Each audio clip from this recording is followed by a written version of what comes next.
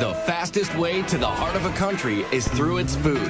And street food is the bullet train to the most authentic and delicious discovery. International street foods run the gamut from gourmet. It's got a super splendid ocean flavor to it. To adventurous. I love worms. It's a bamboo worm. Indulging in street foods is like learning a new language. So after a good night drinking with your friends, you gotta eat a broodjes uitvlees. And once you try it, there's no going back. It gives you a bit of a kick, and it's quite addictive. So forget the restaurant menus and lace up those walking shoes for the best, cheapest, and most fascinating eats on the streets around the world. Hi.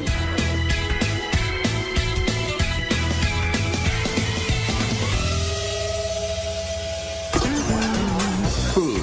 It's the #1 reason people like to travel, and the best place to find it is on the street. There's no better place to rub elbows with the locals and grab a bite that's fast, inexpensive, and speaks volumes about the culture. From Mopani worms in Namibia to hot dogs and pretzels in New York. Street foods reflect the essence of a place. Scoop up a camel spleen sandwich in Morocco, and you're digging into a piece of Berber history. Bite into spicy rabbit heads in China, and you're overwhelmed by the Sichuan tradition of spicy and bold flavors. They're mouth-watering, portable, and cheap. Like the best jerk chicken you'll ever eat from a stand in Kingston, Jamaica for a couple of bucks. Vendors are magicians with just a cart, a grill, and a few fresh cuts of meat and spices. While food trucks are revving up in the United States, street foods have been around for centuries throughout the rest of the world. So we travel across the globe to Jerusalem for snacks as old as the Bible, to Berlin and Amsterdam for sweet and savory flavors from Europe, and to Tokyo, Hong Kong, and Mumbai, dishing up everything from eel kebabs to stinky tofu. And we start in Mumbai, India. It's the largest open-air kitchen in the world. Sizzling hot, crazy loud, fast, and always cheap. Capable of serving, get this, more than 20 million people a day. Mumbai is India's most populous city, a magnet for people and foods from all over the country. You'll get a taste of every part of India on the streets of Mumbai. You won't get that anywhere else. Kalyan Karmakar is a market researcher, but his passion is blogging about street food of his native India. Warm temperatures and dirt-cheap food carts bring practically everyone outdoors to socialize and eat at the numerous cow gullies, which means eat streets. And like this cow gully in the Fort Commercial District, there are always stands noisily cooking up pav bhaji. Pav bhaji is a cross between vegetable stew and gravy served with hot buttered rolls. The base starts with potatoes hand-mashed in butter, along with diced tomatoes, onions, peas, and peppers. And then he's going to add his red masala and then spices and then a touch of lime. It originated to feed textile mill workers in the 1890s. So in India, we don't use spoons all the time. We use like our breads, our hands. It's really delicious. For me, it's really all about the butter. The price is easy to swallow too, just $1 for a plateful.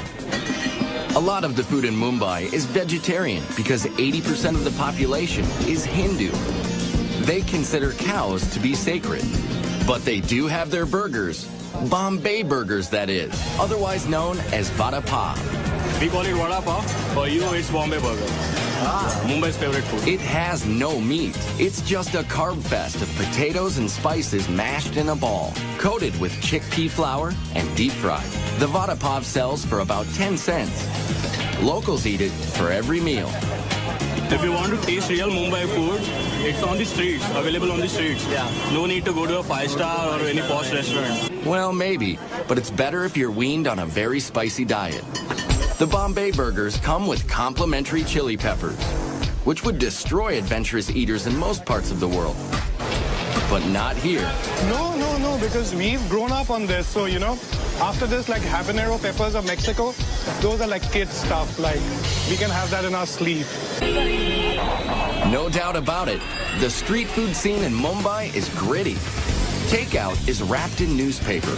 Everyone cooks, serves, and eats with their right hand. And sanitation issues make the tap water unsafe to drink, especially for Westerners. It's why most visitors pass up raw fruits, vegetables, and drinks.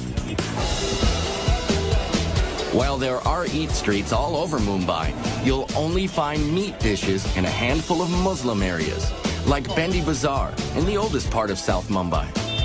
It's home to the Borhi Mahalla neighborhood, with dozens of stands and holes in the wall where rich and poor rub elbows and break bread. Starting with the famous Indian flatbread called roti. Here at the Mohammed Khan Bakery, the process hasn't changed in hundreds of years. Whole wheat flour, water, and a pinch of salt. Hand-kneaded, flattened on a cloth-covered bowl, and then slapped inside a clay tandoor oven. Like even the aroma, it just makes you smile. I mean, this is like what bread was meant to be. They ship rotis all over India. And just down the block to this shop, cooking barahandi, or 12 vessels. Naheem Hyatt's family has owned this place for 3 generations, where they've got cow, goat, and lamb feet, rumps, brains, and bone marrow, simmering in curries and sauces all day. It takes 12 hours to get cooked. We put out the recipe in the morning, then we arrange it in the evening. Kalyan is joined by Mr. Mosin. He's, one of the regulars here. And now we are going to start and we'll let you know how. So it's chota ka paya, and paya means trotters. Trotters. Paya means trotters. That's goat feet to you and me. This is the marrow. We suck out the marrow out of bones, but they've done it for us. So you just got this like marrow over here, and you dip your roti into it, take it out. This is to be eaten with our hands, not with a knife or a fork. Yeah. And you sort of dunk it in. Yeah. So let's do that. Fond of such food. I love it. You've got a meaty flavor, so it's very, very decadent and sinful. And the slow cooking makes the meat literally melt off the bone, even a tailbone. Look at this. I mean, it's like one of Mr. Mosin's mattresses. I mean, like it's like softer than a feather mattress. Fantastic. Good. There aren't many places like this left as younger consumers want faster foods. But for lots of Mumbaikers, the most popular spots for street foods and socializing are Mumbai's beaches. It's what life was before malls were developed. So it's really the malls for most of Mumbai. And here at Juhu Beach, people come for the cool breezes and the chots, or snacks. These are made of puri, fried flour dough, some flat, some formed into hollow balls, all topped with variations of potatoes, chutney relishes, and spices. It's a little bit spicy, but it's a tasty food. It's a mix-up of all the vegetables, tomato, onion, and all, so it's very yummy. The variations are as endless as the streams of locals and tourists walking along the sand. Yeah, I'm not too good with spice, so I have to try and find things that aren't too hot. This isn't too hot, so it's good. Got like skewers and stuff off the stick, they're beautiful. But yeah, a lot of veggies as well, it's good. And desserts as well, there's a lot of excellent desserts. Desserts, like the gola, crushed ice, doused with several different flavors of tart and sticky syrup. There's just no neat way to eat these things. Or a faluta. You can get them in different sweet flavors. This one is rose, mixed with noodles, seeds, milk, and ice cream. Hard to tell whether to use a straw or a fork. And to top off a night at Juhu Beach, there are prawns, a beetle leaf stuffed with dried fruits and spices. And it's a digestive and a slight, it gives you a bit of a kick. And if the mildly addicting stimulant in the beetle leaves isn't enough of a kick for you, get this. They dress them with a thin layer of real silver, just for show. But you don't need silver to eat like a king in Mumbai. Because the street food is so incredibly cheap and delicious. I love Mumbai. I'm addicted to Mumbai. It's a bit like Hotel California. Once you check in, you just can't check out. And while it is tempting to linger in India, why miss out on one of the most delectable combinations of sugar and butter you'll ever find? They're very good. This diet buster is coming up later in Amsterdam. But first, it's time to pack on the protein. And in Bangkok, it either slithers, scurries, or squirms. I love worm. It's a bamboo worm. Oh my God, I want to taste it. Bangkok, Thailand is one of the fastest growing, most modern cities in Southeast Asia. With a population topping 9 million and counting. It's a city that never sleeps while it pulsates with culture, fashion, and cuisine, peddled by immigrants from around the region. So it's a constant outdoor smorgasbord along the canals and streets, with vendors hawking everything from crispy grasshoppers and locusts to fermented rice and spicy snakehead fish. Not only like fast, it have to be good. So all the street food squeeze itself into people's daily life. It's not only street food, it's a part of life. Nim Korokat is a travel and food writer who can't wait to get home to Bangkok after business trips. And I'm just fall in love with food because what Thai people love so much, I'm just ordinary Thai. We love food. They love food so much, locals eat multiple small meals all day and all night. It's always a party on the streets. Starting with seafood sold from boats along the canals that crisscross Bangkok. Here at the Tailing Chan Floating Market, sellers paddle up with fresh fish, portable grills, and spicy fixings, all on their boats. This is absolutely the best place to find the food in a very unusual atmosphere. Today's catch? Prawns, mussels, and snakehead fish. With traditional Thai sauce that combines sour, sweet, salty, and spicy tastes. And for a finishing touch, homegrown basil leaves. And the Thai know how to cook with heat. So good! Spicy! But if you're from, say, Italy, it may be more excitement than your mouth can handle. Yeah, it's very spicy. Everything is very spicy. We are not used to spicy food. But this British couple says they'd rather eat papaya salad and pork satay here than at any restaurant. And why not, when this meal costs less than $3? Oh, you can't beat the street food. It's cheap, it's authentic, it's tasty. I mean, the seafood just comes from the waterways. It's just amazing. You live like a king here for no money at all. Delicious. Vendors near the Royal Palace sell fermented rice and lotus leaves, coconut ice cream, and coconut milk, served in the source. Very fresh, very good. Yes, yes. Coconut, coconut! Thailand is one of the world's top coconut growers, and they use it in a lot of native dishes, including their favorite curry dishes. Meat and veggie curries are street stand staples all around Bangkok. You can see 20 different varieties at the Nong Leong Market, where downtown workers come for a fast, hot lunch. And what's cooking for dessert here? Steamed rice crepes, stuffed with pork minced with peanuts and shallots. Or saku saimu, same filling with a sweet tapioca coating. When we talk about people, Thai people, Bangkok people, they all make a joke about us that we eat like 5 meals a day, which is not true because we eat 7 meals a day. At night, Bangkok's eat streets are hopping. This is Silom Road. It's like a melting pot where people come from anywhere in the world and then they live in Bangkok. What they bring with them is not the suitcase, they bring the food. So there's shawarma from the Middle East and noodles with barbecue pork and crab from China. The late night and backpacker crowds also flock to this street food haven along Khao San Road, where immigrant cuisine is hot stuff, like Indian rotis cooked with banana, condensed milk, and chocolate for dessert. Let's get sugar high. And mangoes are served with sticky rice, sweetened with coconut.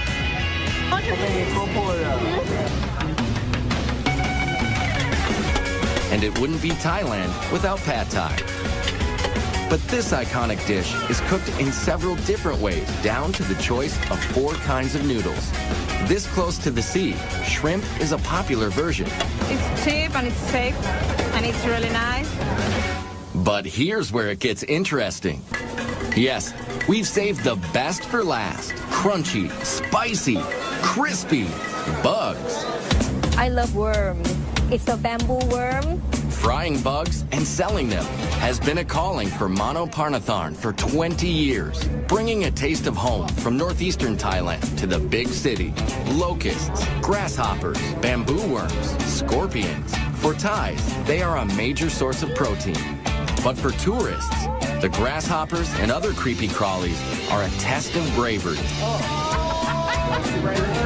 It's like chicken. Especially this giant water beetle. I'm scared. Oh, it made me proud. Yeah, it's kind of like a nice snack, I think. How is it? And how about a baby frog chaser with a spritz of soy sauce? Easy. Good. Like a chicken, yeah? Yeah, like thin chicken. Yes. This tough guy orders one locust, but gets more than he bargained for. Yeah, for 20 baht you get a whole bag of locusts. That's about 65 cents for the family pack. It's very salty and crunchy, which I thought they'd be sweet locusts, to be honest with you. And I'm a little disappointed, but it's not actually terrible if you don't think about it too much. But it's impossible not to think about what you're biting into in Hong Kong, where your nose keeps reminding you. I smell dead people. That's what's coming out of this bag. That's coming up later. But first, it's Back to the Future in Germany, where you find an ingenious cross between the Jetsons and age-old traditions. It's the best I've ever eaten. Visitors to Germany come to savor the old world charm or stop at milestones of history, like the site of the shattered Berlin Wall. Restaurants are usually expensive, and you don't hear much about the street food. But you can find cheap eats at a nearby Imbiss, which means food stand in German.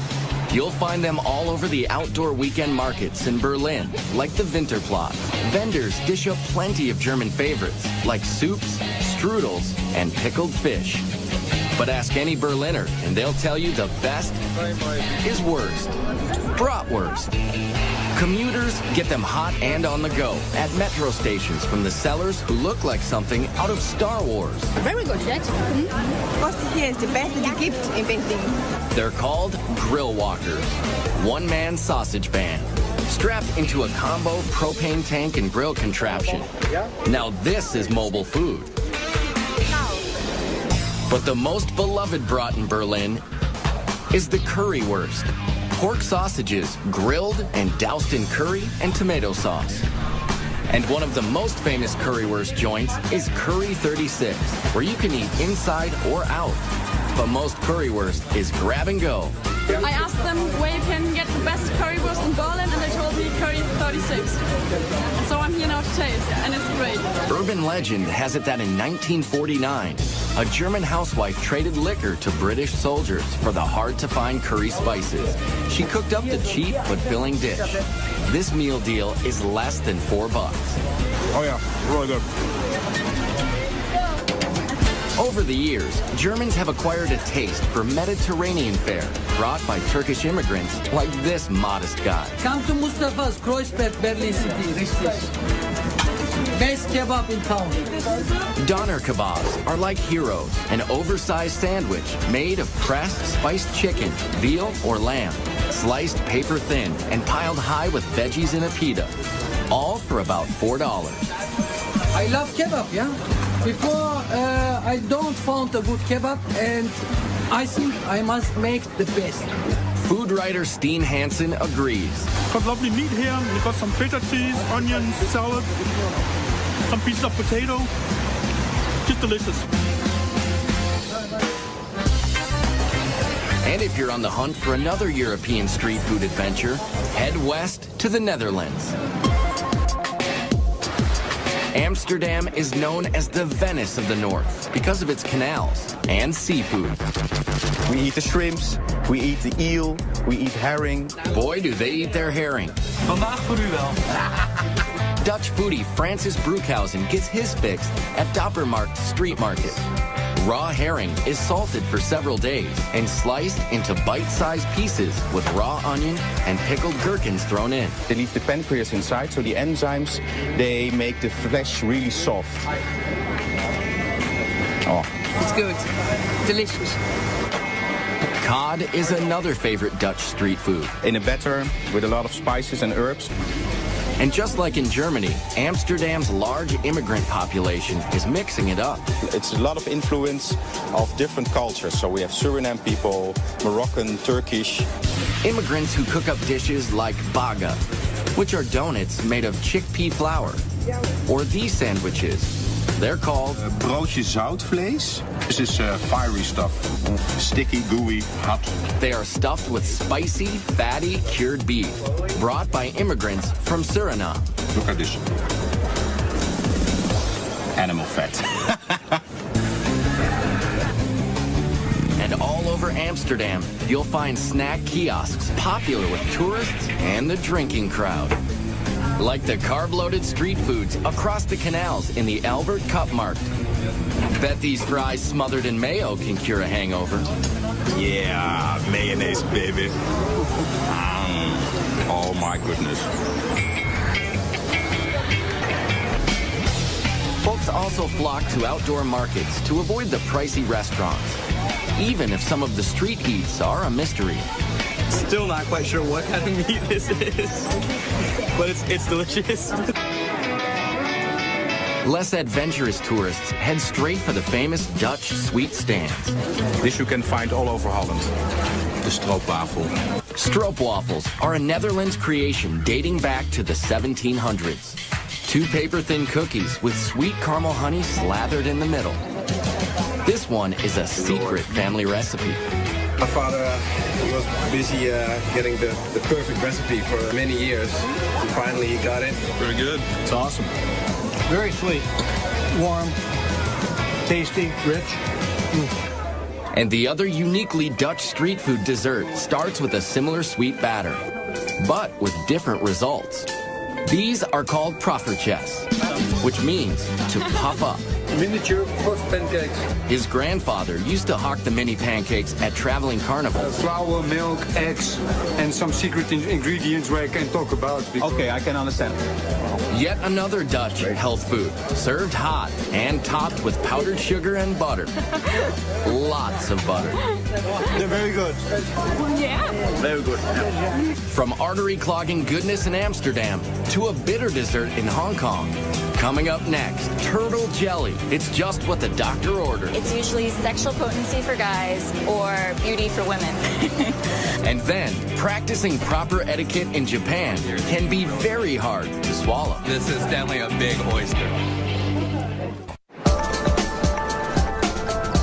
Hong Kong is home to cuisines from all over the world. Street foods are no exception. And here in this hip and fashionable city, they are served with a heaping helping of tradition. So you'll find skewers of pig intestines, turtle jelly, and the most misunderstood, most reviled street food ever. This might be the worst thing I've ever taken a bite of. It's all good for Amy Ma, food writer for the Wall Street Journal and other publications. Whenever you're hungry, you always find a cart. And the best thing about it is that you can walk down a street and treat that street like you would a 5-course a la carte menu, only you're going from place to place and not sitting down at one restaurant. And it starts with breakfast in Jardines Bazaar, with the Chinese version of a donut. But inside the fried dough is shredded fried pork, pickled vegetables, and rice. The rice ball donuts are served with warm soy milk mixed with more fried dough. It's like a bread pudding soup that's less sweet and better for you. This would be like your ham and eggs and hash brown combination equivalent here in Hong Kong. The combo costs about $1.50, and it has the typical blend of savory and sweet, yin and yang. Very good. Of course, tea is very big in Hong Kong culture, both cold and hot. Especially the very strong, very old silk stocking tea, which gets its name from the stocking used to strain the tea over and over again. Not to worry, the stockings haven't been worn, but the tea packs a punch, which is why it comes with lots of condensed milk and sugar. Wow! One of the most beloved street snacks in Hong Kong is the egg or custard tart. With just a hint of sweetness, they're habit forming. It's kind of like a flan creme brulee, and the best pie crust you can think of, all rolled into one. People argue about whether the British or Portuguese introduced egg tarts to Hong Kong. But this treat is pure Chinese. They call it a 1,000-year pastry because inside the flaky crust is a gooey black egg preserved for months in a mixture of clay, ash, and lime. Then it's coated with sweet bean paste and ginger. So preserved eggs and ginger are a classic combination. It's like peanut butter and jelly. It has a gelatin-like texture to it, so it's almost like a gummy bear inside.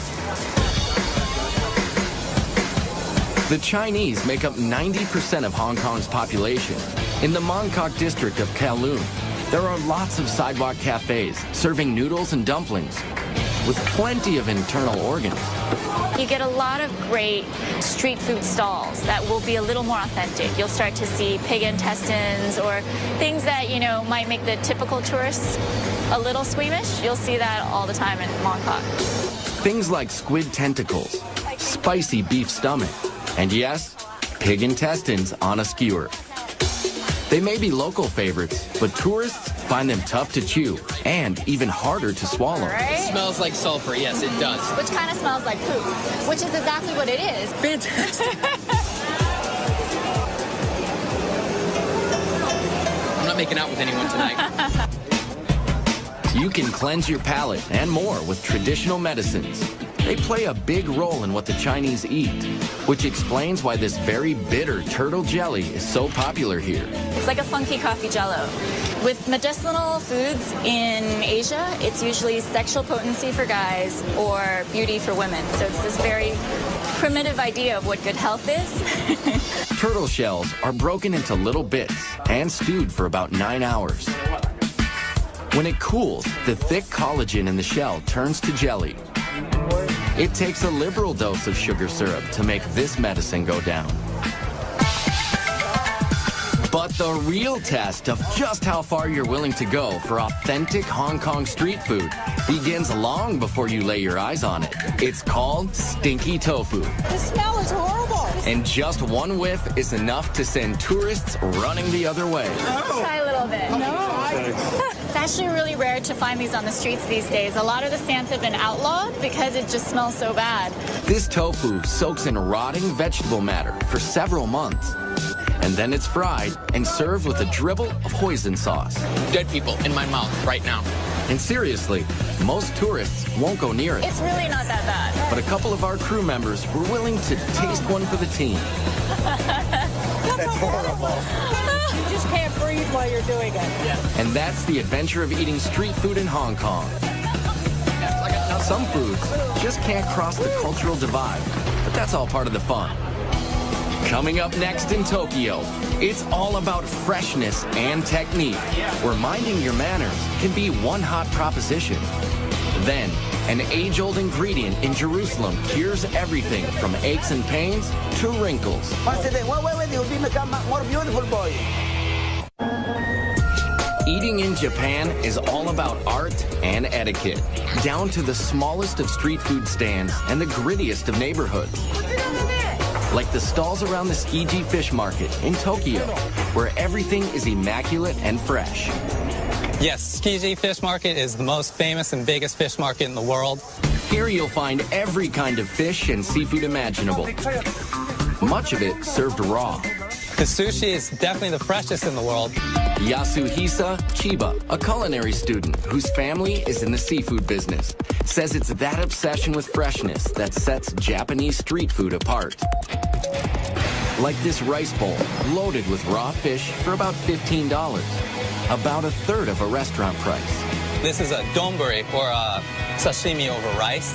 Very popular around here because everything is in one place. Very rustic, easy to eat, and inexpensive, but super good. This squid is looking absolutely delicious. So is the raw tuna and whole shrimp. The uninitiated only eat the tail. Those in the know also go for the head. Brains, it's what's for lunch. It's got a really hearty umami flavor, nice and rich, not too salty, not fishy at all. You hear the word umami a lot in Tokyo. It's used to describe a savory, earthy taste. Here at the Tsukiji Fish Market in Tokyo, it's a point of pride to handle raw fish as little as possible, because heat from a person's hand can spoil it. Yes, Japanese people love healthy food. They like simple preparations that don't mess with the product at all. This is about as basic as it comes. Unagi, or freshwater eel, grilled to perfection. In the summer, it's very popular to eat because it gives you strength and stamina. Unagi has great fat content to it. It's real moist, real rich. It's basted in a subtle mixture of soy sauce, sugar, and mirin, which is a sweet sake. There's nothing subtle about the stand next door, selling giant raw oysters. Look how huge that is. Protocol dictates you've got to swallow it whole, no matter how big it is. This is definitely a big oyster. Quite literally, a mouthful of ocean flavor. First thing was salt. And the really meaty, super good. Another popular street food is much easier to swallow. It's ramen soup with lots of noodles and broth. You have to slurp. I know it's very rude in America to slurp your noodles or pasta, but in Japan you have to do it for it to be delicious. There are a lot of rules you need to know when eating in Japan, like how to bow to your server, how to add wasabi, when to pick up food with your fingers, and yes, the right way to slurp soup. Slurping helps you breathe in the aroma. The Japanese experience food with all of their senses, like the way they eat takoyaki or octopus balls. At this stand in the Yamiyoko district, a no-frills outdoor market full of food stalls. To be clear, these are not octopus testicles, they are octopus tentacles, chunked into a pancake-type batter. They're topped with dried fish flakes, seaweed, and smothered in mayonnaise. The rule is to devour them straight from the fire. It's like eating hot lava. Not an overwhelming octopusy taste. It's a lot of hot batter and the nice sauce that's on there. Tokyo is not like Mumbai or Bangkok, which have food stands all over. Here, you have to know where to look, like the Asakusa district. The street leading up to the oldest Buddhist temple in the city is lined with old-time vendors, serving up traditional treats, like marinated seaweed. It's not overly salty, it's not overly powerful, just got that nice umami flavor, and it's very healthy, you can tell, but it's delicious. Now, this guy spends hours scraping the kelp and soaking it in vinegar. This just might be an acquired taste, according to these Australians. I think it'd be interesting in soup or in steaks rather than just by itself. Though they love their seaweeds and creatures, the Japanese could not survive without rice. We use rice for everything. It used to be used as currency, and not only do we eat it for every single meal, it's used to make sake, shochu, desserts. Desserts like these, kibidongo. They're balls of sticky rice pounded and coated with sweet bean powder. There's senbei, a dry, crunchy rice cracker. This one is a wasabi seaweed flavor. It's cool to watch how they grill them in the back. And this woman transforms rice crackers into something you'd swear was meat, just by soaking and spicing it. If you told me that it was a beef intestine or a tripe, I might believe it. Nope, it's really rice crackers. And after a long day of eating, it's sake time, which, by the way, is also made of rice. After dark, the working crowd heads here, Yakitori Alley, under the downtown train tracks. Yakitori are bite-sized pieces grilled on small skewers. 2 skewers cost less than $4. Right now I'm going to try some livers and the rear end of the chicken. There's been a head-to-tail trend in Japan for centuries, and they're always scrupulous about food safety and cleanliness. Just from hearing its tail, you might think it's disgusting, but this is really good. Or stick your skewers into these morsels: pig's head, chicken thigh, heart, or cartilage. It's fatty, a little bit fatty taste. It's not it's not unpleasant at all, actually. It seems to be quite crunchy and crispy. It's good, actually. Never thought I'd eat it, but I'm eating it. The heart is excellent as well. It really, really is good. Jolly nice and splendid. Minimal cooking, minimal interruption from the chef.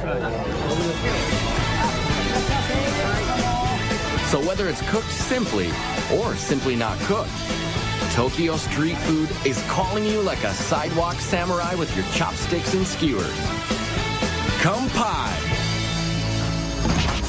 Coming up next, one of the oldest cities in the world dishes out street fare that just might hold the secret to world peace. My mouth thanks you. Thank you. Jerusalem is one of the oldest cities in the world. It's the crossroads of religious and cultural tradition from Africa, the Middle East, and Europe. Its tumultuous history can be felt in every narrow street and alley. Even its street foods take you back to another time, with origins from many other countries, especially those sold at the Mahane Yehuda market in the center of town. And in the middle of the market is Uzi Eli Hazy. He's known simply as the juice guy. Really, he's more like a medicine man. This one is ginger with apple, in case if you are diseased or upset stomach. Israel grows a lot of fruits, so juice stands are everywhere, but none quite like this. Uzi Eli brews a concoction to cure every ailment. Dates. Dates. It makes you wake up and full of minerals and vitamins. Pomegranate, apple, and cayenne. Make the blood to run much better. We have the bitterness and the citrus of the pomegranate, and then the spiciness of the cayenne pepper.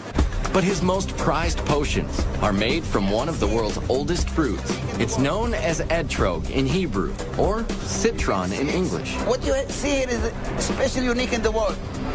8 centuries ago, a famous Jewish philosopher proclaimed the etrog to have 70 healing properties. It's for pregnancy, for heart, for pressure, for wake up. So Uzi Eli puts it in almost everything from juice to anti-wrinkle cream to this, his own age-reversing spray. Close your eyes. Once a day. Wait, you'll become more beautiful, boy. Open your mouth, open. He invents some of the elixirs himself. Others are passed down from his Yemenite grandfather. They prepare and heal all the system in your body. Chaim. Just like the etrog, many of the foods sold in this open-air market are as old as the Bible. It's a large open-air market, and you have vendors with your classic spices, olives, and your fresh produce and fruits, as well as meat and fish. Ben Brewer is an amateur chef and runs Israel food tours in Jerusalem. Christians here and Muslims and Jews that have come from North Africa or Iraq or Eastern Europe or the United States, and they all bring their own culinary traditions. And all their traditions together have helped create the Israeli cuisine. And that cuisine all starts with the basics: seeds, nuts, dates, and olives. Olive trees can grow even in the poor soil of the Middle East, and they figured out how to preserve the olives thousands of years ago. We have olives that are pickled in lemon and different herbs. We have a Moroccan kind of olive, which is just cured in a lot of salt. Briny, salty. There's some garlic and lemon in there. You can tell that they marinated. And dates, which first grew near the Nile, are some of Israel's biggest fruit exports. The king of this market is out hawking a dessert called halava. Amazing. The best halava in Israel. Halava is the Israeli version of a common Mideast confection. Here, it's made from a dense base of sesame paste and sugar. And then they'll add the other element, whether it's the pistachio, the cinnamon, the chocolate, the cappuccino, to give it a slightly different flavor. It tastes like sesame, but sweet, very sweet. And in a back quarter of the market, they're still baking the same breads they have for millennia: laffa and pita, sold to stands, making Jerusalem's most iconic street foods, shawarma, kebabs, and falafel. Every ethnic group makes its own versions of falafel, but they're all basically ground chickpeas and spices, molded into little balls and deep fried. It's so good, really, because also it's crispy. All of the people around the world like falafel. Kebabs also originated in the Middle East, and although many cultures have adopted them, you can't beat the real thing just outside the ancient walled city of Old Jerusalem. And at $5, the price is right. This is a part of their culture, and to experience some of the country, so I think it's a good idea. And it's also cheap. Yeah, exactly. Some of it you get at restaurants is the same, I think, but just overpriced. Jerusalem is the crossroads of many cultures and religions. The Arab quarter is just inside the walls, through the nearly 500-year-old Damascus Gate. The Shoot, or Bazaar, is a maze of ancient alleyways, selling everything from clothing to all kinds of Middle Eastern foods, like pastries and shawarma. Shawarma is made by alternating layers of seasoned meat and fat onto a vertical skewer and slow roasting it so the fat makes it moist and tender. It's the perfect food for eating on the go, and it's habit-forming. Al Eilat has specialized in chicken shawarma for 72 years. That looks really good. I'd like to order one shawarma, please. Sure. Would like to have in pita bread or in the lafa bread, the Arabic bread. Decisions. The choice of salad toppings is endless. And it's finished with a drizzle of tahina, a sesame sauce. Abed Hafiz has been cooking it all his life. It's my grandfather's restaurant. It's a burst of flavors. My mouth thanks you. This is the best fast food in the world. I love the food very much. And that's the delicious lesson found in the ancient traditions of street food in Jerusalem. No matter where you come from or what religion you practice, it's the one thing everyone can agree on. And all around the globe, street foods are bridging cultural divides. So Hindus and Muslims can break roti together in Mumbai. The Japanese can keep up their ancient food rituals even on the go. In Hong Kong, locals can still find old-world foods and drink herbal remedies at stalls in the middle of a modern metropolis. And the Bangkok Eat Streets offer a melting pot of cuisines. While in Berlin and Amsterdam, you can find natives, immigrants, and tourists lining up to taste the best of all worlds at great prices, keeping alive the tradition of street foods around the globe.